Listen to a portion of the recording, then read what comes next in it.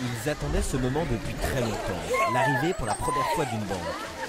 Dans ce petit village du sud-est de l'Inde, des dizaines d'handicapés ou de personnes âgées viennent chercher la pension que leur verse le gouvernement. Mettez votre doigt ici. Pas de distributeur automatique dans leur village. Mais depuis le début de l'année, les bénéficiaires peuvent retirer leurs aides sociales grâce à un système d'empreinte digitale. Un projet pilote, une petite révolution pour ces paysans illettrés. C'est un très bon système, même si c'est vrai que les doigts de certains sont trop gros par la machine. Nous, on ne sait pas comment ça marche. Il y a tellement de règles pour retirer son argent. On ne comprend pas avec les employés. Ici, dans le village, c'est facile.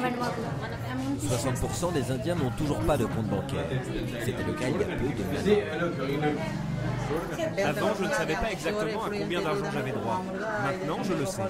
Ils me donnent un reçu et si je ne peux pas venir un mois, je peux retirer mon argent le mois d'après.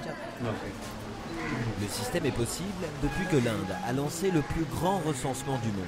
1,2 milliard d'êtres humains. Pour les Indiens déjà identifiés, il suffit maintenant d'un téléphone portable pour ouvrir un compte bancaire. Jusqu'ici, les fonctionnaires se chargeaient de distribuer les aides sociales, un système totalement corrompu. Ils prenaient l'argent des personnes décédées en mettant leur propre empreinte de doigt sur les documents. Ce n'est plus possible maintenant.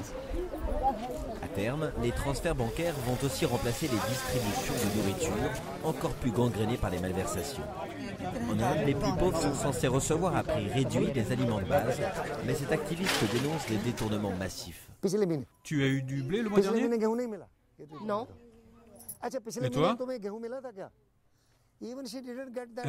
Elle n'a même pas eu de blé, alors qu'il est écrit qu'elle en a reçu.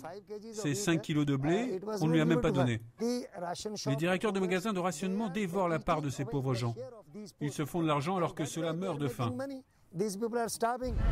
Les transferts d'argent seraient-ils la solution?